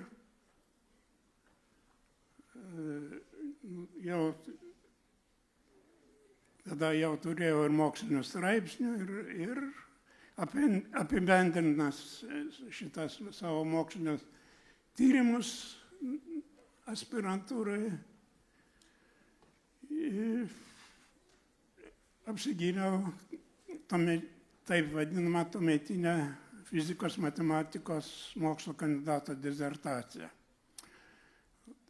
O mano mokslinis vadovas tada buvo akademikas Jūras Požėla, kuris buvo tuomet Puslaidininkių fizikos mokslo akademijos Puslaidininkių fizikos instituto direktorius. Nu, po aspirantūros jis kaip tik ir paėmė mane į savo institutą, jau aš išėjau iš universiteto ir ten visą gyvenimą taip ir pradirbau. Ten prasidėjo iš tikrųjų tas tikrasis mokslinis darbas, tai yra eksperimentai, tyrimai, mokslinių straipsnių rašymas, rusų kalba, po to anglų kalba, dalyvavimas konferencijose tarptautinėse. Dar kas liečia kalbas, tai aš su kalbom, tai man šiaip savo reiktų pasakyti, nes turėjau iš tikrųjų visų kalbų tik tai 3, 5-baliai sistemai tuometinė. Nu, bet kadangi atvažiavęs iš kaimo, čia aš tikrai rusų kalbos neišmokau nei mokykloje,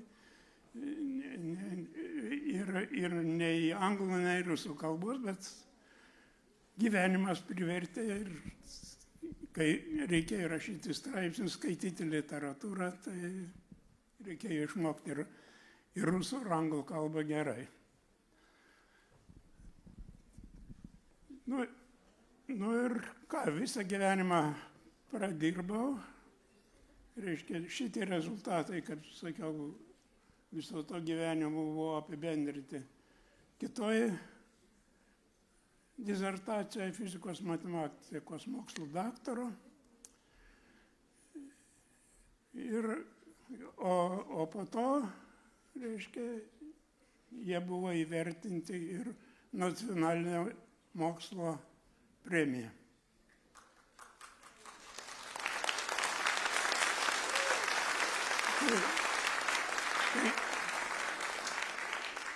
Aišku, be mokslinio darbo aš ir dėsčiau ir Vilniaus universitete, ir Kauno technologijos universitete.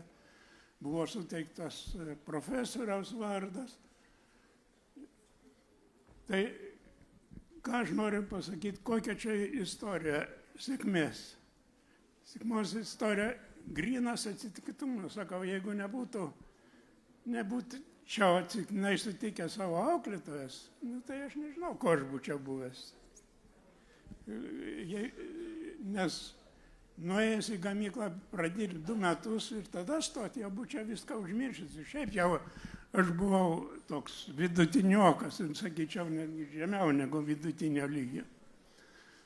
Tai tikrai jau visi mokslai būtų išgaravę iš galvos.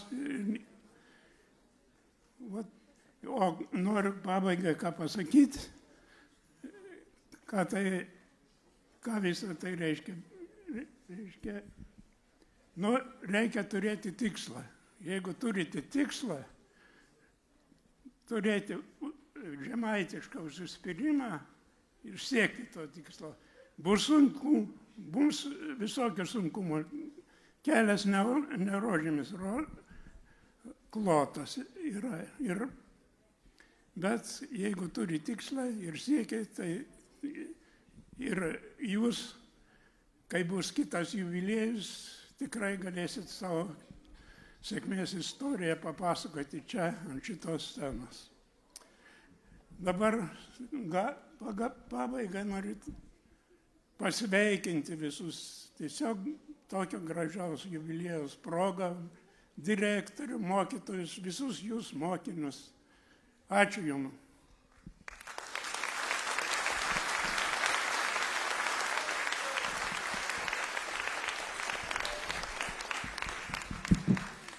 Dėkojame Albertui Laurinavičiui. O dabar maksimalistas, nacionalinių bei tarptautinių olimpiadų laimėtojas, garbės gimnazistas.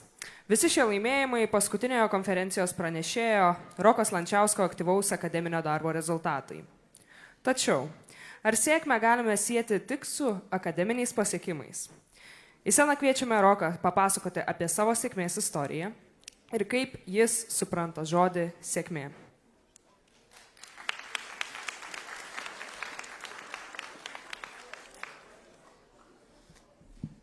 Sveiki visi dar kartą, malonu sugrįžti. Aš gal irgi paimsiu mikrofoną į rankas. Malonu sugrįžti namo, malonu sugrįžti čia į šitą gimnazijos bendruomenę po 5 mėnesių, nelabai ilgas laiko tarpas.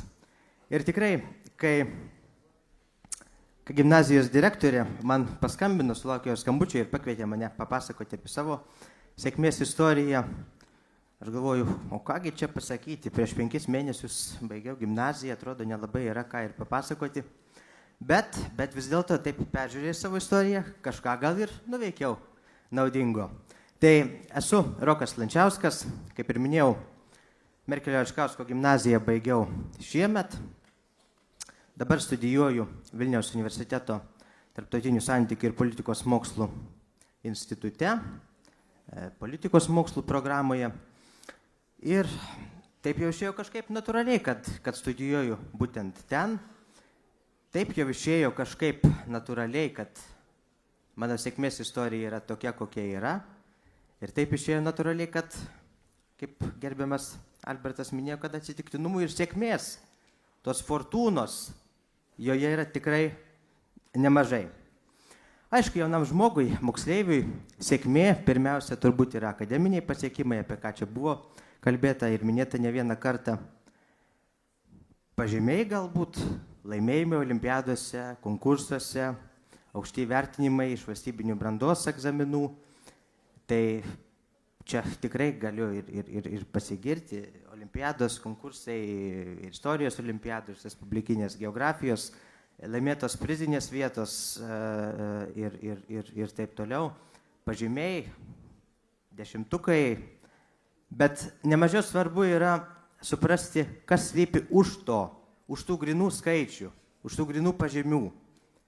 Ką jaunam žmogui maksimaliai galima paimti iš to. Ne tik tai, kad pažymių knygeliai, tamo dieninė, kažkokie skaičiai yra ir va kaip gerai, kad čia aš taip gerai mokausi ir taip toliau. Bet visada ieškoti kažko naujo, visada ieškoti kažko kito, ką galima ištraukti iš to. Visko domėtis, visko ieškoti. Žmonės aplinkiniai gali pasiūlyti kažką. Vienas tokių įvertinimų slypinčių už tų grinų skaičių yra, čia vėlgi šiandien gimnazijos istorijoje buvo minėta, kad vienas buvęs gimnazistas, tai Povilas, turi, nežinau, paminklą, atminimo lentą Vyturių take, Mažeikių Rotary klubo Liberta, sukurtoje šitoje erdvėje. Tai ir aš galiu pasigirti, kad turiu šitą atminimo lentą, šitą paminklą, nežinau, visada klausiu ir šeimos, ir draugų, ar čia gerai, kad gyvam esant pastato paminklą ar atminimo lentą. Tai matyt reikia džiaugtis tuo, nes darbai vertinti. Čia šią vasarą buvo vėlgi valstybinių brandos egzaminų rezultatai ir įvertinimas tų mokinių, kurie gavo šimtukus. Tai vėlgi geografijos ir lietuvių kalbos ir literatūros mano žinios gebėjimai šimtukais buvo įvertinti. Ir vėlgi, kas slypi už to, pirmą kartą Mažeikių rajono savivaldybė skyrė premijas moksleiviams, kurie surinko šimtukus arba ten truputėlį žemesnius įvertinimus, bet vis tiek aukščiausius balus. Tai vat už to ir piniginė nauda ir galima pildyti toliau savo svajones. Maksimalistai, Maksimos iniciatyva, nuostabi tikrai prekybos tinklo, šiemet šeštą kartą jau tapau Lietuvos maksimalistų pažangumo srityje. Tai yra 3 metus iš eilės visų dalykų įvertinimai turi būti vien tik dešimtukai, 1-2 pusmečio ir metiniai. Tai 6 kartą, nuo pat 7, šiaip jau iš tiesų nuo pat 5 klasės mokausi vien tik dešimtukais, bet vėlgi tai yra tik skaičiai. Bet galima gauti, kaip sakant, ir pinigų už tai. Tai va, 6 kartą. Daug sričių yra, ne tik pažangumas, yra mokslas, ekologija, muzika, menas. Taip, kad kiekvienas iš tikrųjų galite atrasti save ir nebijoti, būtent bandyti sėkmę čia ir gauti svarbiausia šitą maksimalisto vardą. Tai tikrai siūlau paieškoti, šiais metais jau pasibaigė atranka, bet kitais metais tikrai siūlau bandyti. O galbūt pasiseks, galbūt jūs esate profesionalas, specialistas vienos ar kitos srities, bet jūs to gal net nenumanote, bet verta tikrai bandyti. Ir kai tą mano atminimo lentą ir paminklą man pastatė, galvoju, čia yra viršūnė, viskas, čia pasiekimas aukščiausias, pasirodo, gali būti dar kažkas aukščiau. Praėjusiais metais Lietuvos pramonininkų konfederacija apdovanojo mane Petro Vileišio nominaciją ir Petro Vileišio premiją už vėlgi pasiekimus, akademinę veiklą, Lietuvos istorijos puoselėjimą ir turėjau garbę atsimti šitą apdovanojimą iš Lietuvos pramonininkų konfederacijos prezidento Vidmanto Janulevičiaus rankų. Tai iš tikrųjų buvo dar be galo vienas svarbus man įvertinimas mano visų tų metų veiklos ir darbo. Bet už šitų akademinių veiklų turbūt slypi dar kažkas. Ta sėkmė, kurią mes suprantame mokykloje, tai yra, kaip minėjau, pažymiai, olimpiados, galbūt ne visada padaro kiekvieną žmogų, kiekvieną mokinį laimingu. Taip jie suteikia pripažinimą mums, bet ir viduje mes esam laimingi. Ir aš šitoje vietoje negaliu sakyti, kad nebuvau laimingas, iš tikrųjų, tai suteikė man laimės. Bet ar aš giliai vis dėlto širdyje esu laimingas ir kur aš galėčiau jaustis laimingas? Tai čia labai svarbu, kas jau ir buvo minėta ne vieną kartą, labai svarbu yra tai, kas yra už akademinės veiklos ribų, už mokyklos ribų. Visuomeninė veikla, savanorystė, narystė visuomeninėse organizacijose, nevyriausybinėse organizacijose, galbūt kažkokiose politinėse organizacijose ir taip toliau. Tai pirmiausia, tai, ką aš turiu dabar, pirmiausia atėjo iš šeimos. Ir čia labai svarbu padėkoti tėvams, kurie įskiepijo manyje tą norą domėtis pasauliu, tą norą domėtis žmonėmis, žmonių gyvenimais. Tai pirmiausia didžiulė padėka jiems. Ir mano kelias iš esmės čia prasidėjo šitoj visuomeninėje veikloje, būtent mūsų gimnazijos MEPA veiklomis, mokyklos Europos parlamento ambasadorės. Prisijungiau prie jos komandos, vėlgi nuostabios istorijos mokytojos Silvos Paulauskienės kvietimu ir dėka. Turbūt jos jau nebėra dabar šiandien su mumis, bet ji labai iniciatyvi ir veikli, tai turbūt vėl kažkokiu projektu ir vėl užsiima prasmingomis veiklomis, vėl padrasina mokinius prisijungti prie šitų prasmingų veiklų ir skatina mokinius nebijoti ir būti drąsiais. Tai su MEPA komanda prasidėjo mano šitas kelias, kelionės į Europos parlamentą Strasbūre, Euroskola renginiai, įvairūs seminarai ir taip toliau. Ir po to pradės domėtis politika, pradės domėtis, kaip veikia valstybės ir Europos Sąjunga. Pagalvojau, kad o kaip dar galėčiau prisidėti prie šitų visų veiklų. Kaip aš galėčiau pabandyti moksleivis, 10 klasės moksleivis, pakeisti pasaulį, padaryti pasaulį geresnį. Ir vienas iš tokių būdų turbūt yra politika.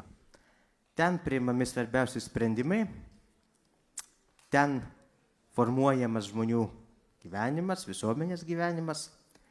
Ir sprendžiau kažkaip prisijungti prie šitų dalykų. Tam tikros patirties išorinės turėjau. Europos parlamente, kaip minėjau, lankytasi ne kartą Briuselį ir Strasbūrė. Tai galvoju, reikia kažkaip tai iš vidaus, ar ne, pasijungti. Ir įstojau į vieną politinę partiją Lietuvoje. Pradėjau nuo mažų žingsnelių, bet vėliau įgijau pasitikėjimą tiek jaunimo organizacijoje, giminingoje. Dabar esu tos jaunimo organizacijos valdybos narys. Ir taip jau tapo, kad tapau atsakingas tos jaunimo organizacijai už tarptautinius reikalus.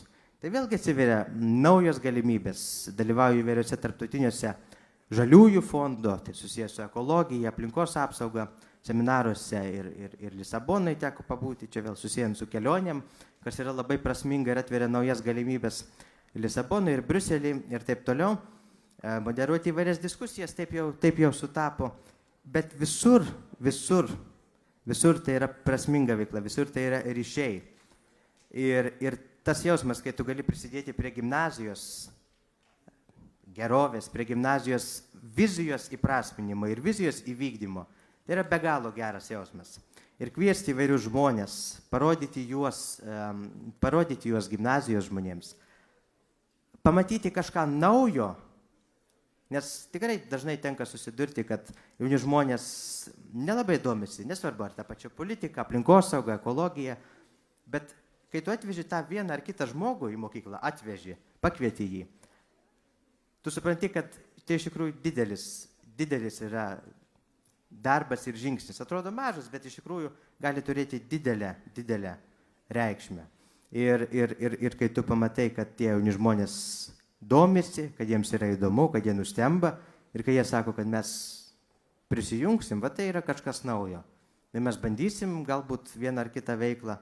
Tai tikrai yra didžiulis įkvėpimas. Na, jūs matėt vaizdus ir mūsų gimnazijoje vykdytus susitikimus, kurie ir mano kvietimu vyko. Čia buvo pirmas mano vizitas Briuselyje. Nežinau, mokytoja Rita Meškienė yra Yra gale, taip.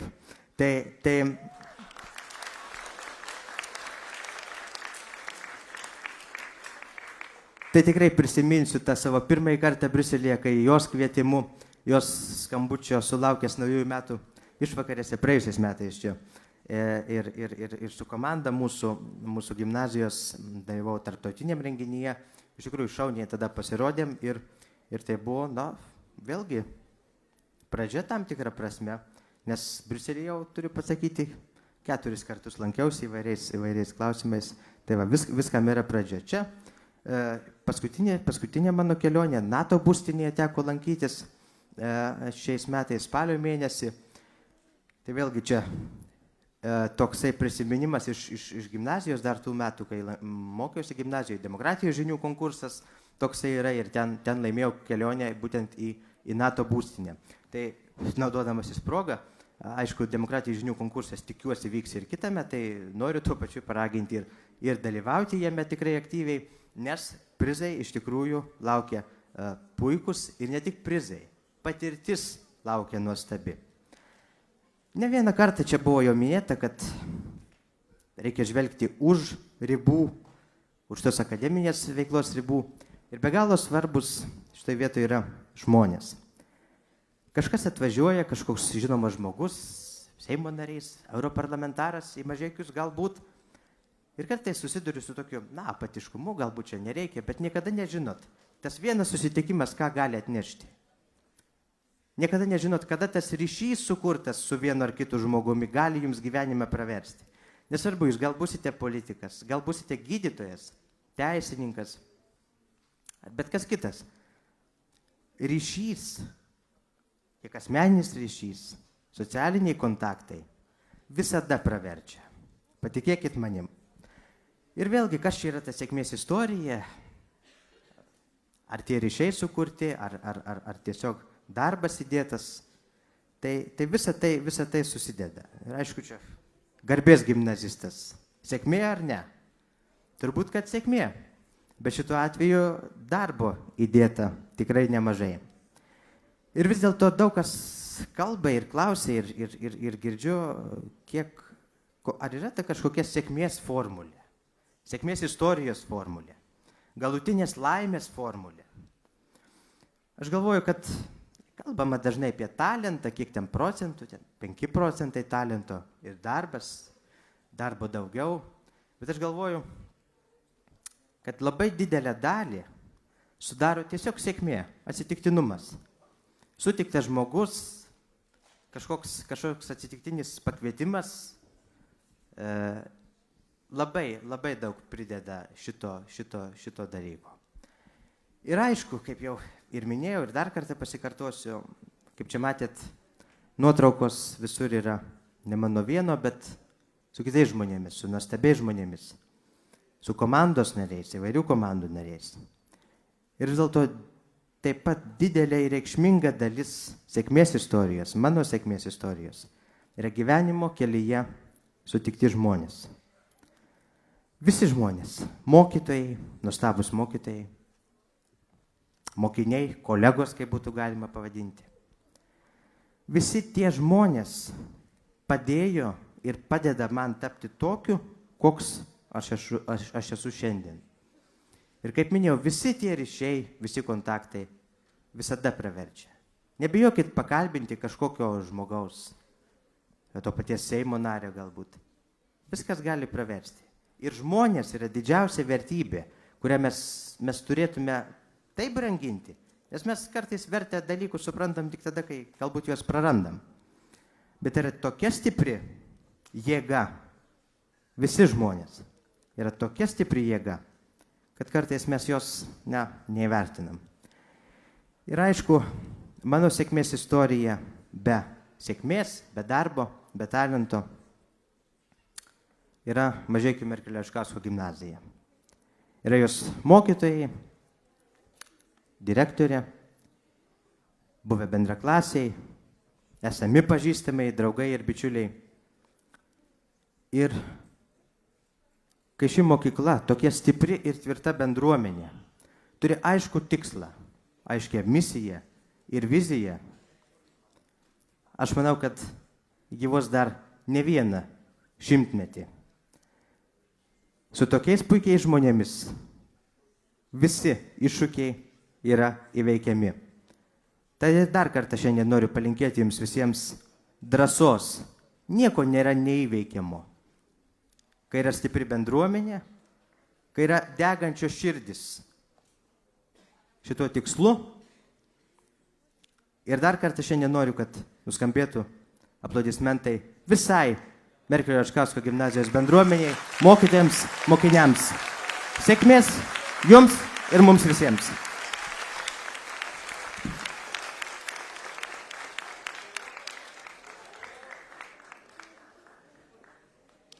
Dėkojame Rokui. Tikimės, kad ne tik mus, bet ir jūs, konferencijos dalyvius, šie pasakojimai apie sėkmės istorijas paskatino motyvuotai siekti savo išsikeltų tikslų ir svajonių. Tegul šios istorijos primena, kad kiekvienas iš mūsų galime pasiekti daugiau nei manome. O kas žino, gal kitą kartą vyksiančioje gimnazijos konferencijoje kalbėjusius alumnus pakeisite jūs. Juk kiekvienas iš mūsų turi unikalų potencialą ir gali tapti įkvėpimu kitiems. Prisiminkime, kad sėkmė dažnai slypi už mūsų komforto zonos ribų. Nuoširdžiai norime padėkoti gimnazijos meno kolektyvams Inkanto, Bros, Allegro, Teatro studijai.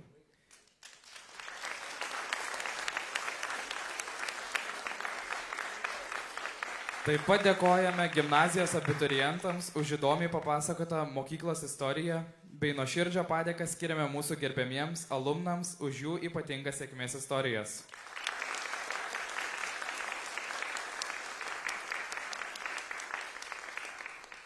Ačiū dalyvavusiems ir su gimtadieniu gimnazija.